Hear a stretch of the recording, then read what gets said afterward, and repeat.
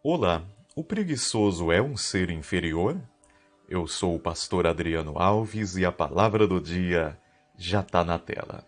Os estudos modernos da psicologia são capazes de associar a preguiça ao medo. E as escrituras sagradas, que são mais atuais do que o jornal que vai ser escrito amanhã, já dizia isto há milhares de anos, como você pode ver na sua tela na palavra do dia de hoje, de Provérbios 22:13. Diz o preguiçoso: um leão está lá fora, serei morto no meio das ruas. Este versículo pode até tirar um sorriso do nosso rosto, porque é engraçado. Mas por mais que pareça engraçado, isto acontece em vários níveis. Aqui o provérbio está trazendo um nível extremo justamente para nos fazer pensar sobre isto. Mas o fato é que uma pessoa que se entrega à preguiça costuma racionalizar, ou seja, achar uma desculpa racional com a qual ele vai justificar a sua paralisação. Quem quer, acha um jeito. Quem não quer, acha uma desculpa. Entretanto, a grande questão desse texto é que ele está associando a preguiça ao medo. E a psicologia hoje é capaz de fazer esta mesma associação. Quando uma pessoa está procrastinando, ou seja, deixando para amanhã, deixando para depois uma coisa que ela deve fazer e se entregando a este sentimento de preguiça, ela está se escondendo atrás de uma máscara chamada medo. Que medo é esse? O medo de que aquilo não vai ficar tão perfeito. E o medo, o perfeccionismo, o medo de que aquilo não vai ficar bom, não vai ficar excelente, não vai ficar tão bom quanto ela gostaria que fosse, lhe paralisa e o medo domina.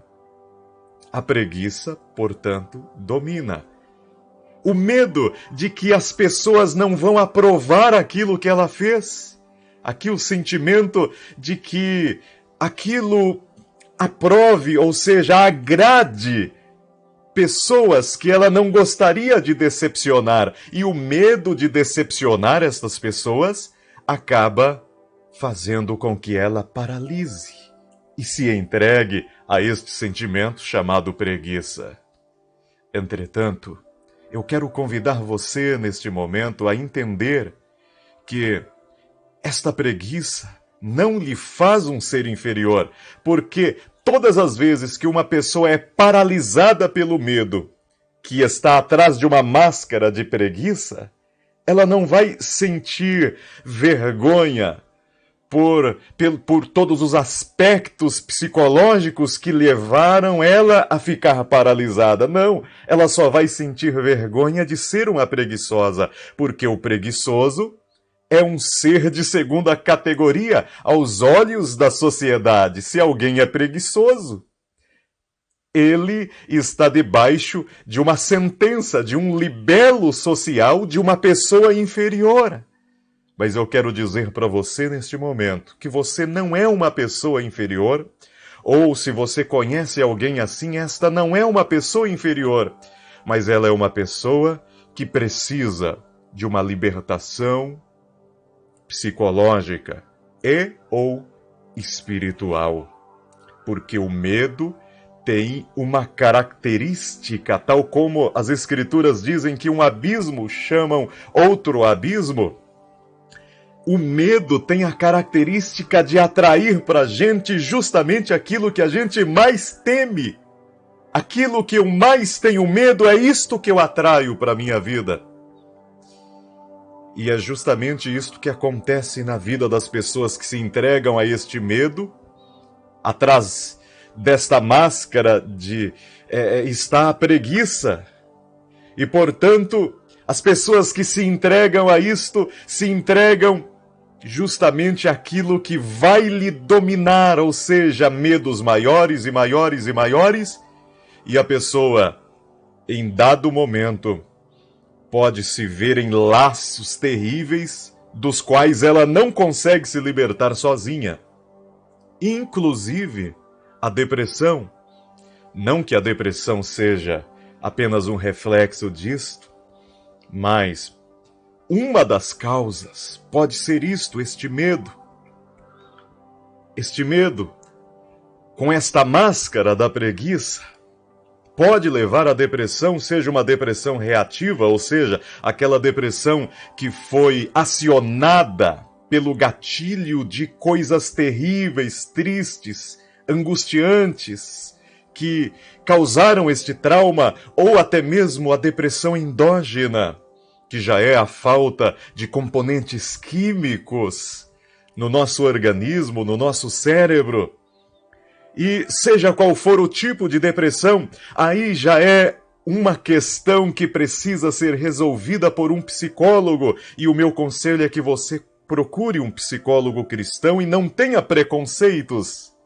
Porque tudo aquilo que o ser humano consegue através da ciência e dos estudos, ele só consegue adquirir estes conhecimentos capazes de ajudar outras pessoas, porque Deus concedeu a ele esta capacidade cognitiva. E a psicologia pode ajudar e deve ajudar, e faz toda a diferença. Neste momento em que muitas pessoas estão presas e acorrentadas e já passaram para este outro nível chamado depressão. Mas se você ainda não chegou neste nível, eu quero lhe convidar a não descer até lá e a não precisar destas medidas extremas, ou seja, de procurar um psicólogo, de procurar um profissional de saúde mental, um psiquiatra, um psicólogo, um terapeuta. E se este é o caso, não titubeie. Não pense duas vezes, procure, porque você vai ver que será muito rápido e fácil a sua restauração em todos os sentidos, física, mental e espiritual. Porque todas as coisas estão emaranhadas. A nossa teologia procura separar corpo, alma e espírito em categorias, em gavetas, conforme a gente entende, né, na nossa compreensão do nosso mundo, da nossa dimensão, mas na realidade, corpo, alma e espírito estão emaranhados de uma forma tão profunda que a nossa capacidade de categorizar as coisas não consegue explicar a realidade das coisas. Então, você vai conseguir uma mudança, você vai conseguir uma melhora na sua vida, nas suas emoções, na sua inteligência, na sua vontade. E olha que vontade tem tudo a ver com preguiça, porque chega um ponto em que a pessoa já não sente mais a vontade. A pessoa perde a capacidade de desejar. E olha que nas escrituras sagradas, a palavra dinheiro no hebraico, quando traduzida de uma forma livre para o português, pode ser traduzida pela palavra desejo. Ou seja, quando a pessoa para de sentir esta capacidade de sonhar, de desejar, ela bloqueia até a prosperidade para a sua vida. Mas neste momento, eu separei aqui um texto para você, de Paulo para Timóteo. Paulo escreve, agora sim, já está aqui na sua telinha, 1 Timóteo 1:7. Porque Deus não nos deu espírito de temor, mas de fortaleza e de amor e de moderação. E no versículo 6, Paulo está lembrando a Timóteo que ele despertasse o dom, a chamada, o propósito de Deus que foi impetrado sobre a vida dele. E por que ele deveria fazer isso? Porque ele não recebeu espírito de temor. Porque o temor, o medo, paralisa os nossos dons, paralisa o nosso trabalho, nos leva a esta preguiça que é apenas uma máscara do medo. Mas neste momento, eu quero convidar você, em nome de nosso Senhor e Salvador Jesus Cristo, a receber a libertação que apenas Ele pode dar. E através desta libertação, você poderá viver esta vitória em Cristo Jesus. Se você pode crer nesta palavra, eu quero convidar você neste momento a orar junto comigo. Precioso Espírito Santo, estou agradecido diante da sua presença, por este momento precioso que o Senhor nos dá.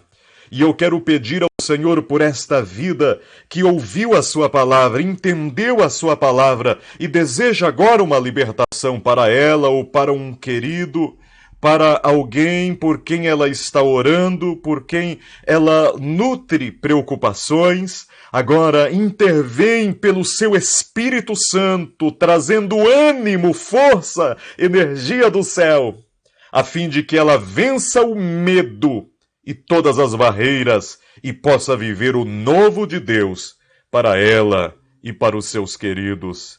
Eu oro neste momento no nome precioso e poderoso de Jesus Cristo. Amém. Graças a Deus. Muito obrigado por estar até aqui. Se você deseja contribuir com esta exposição das Escrituras Sagradas, aqui está na sua tela o livro que você adquirindo estará patrocinando a nossa exposição das Escrituras.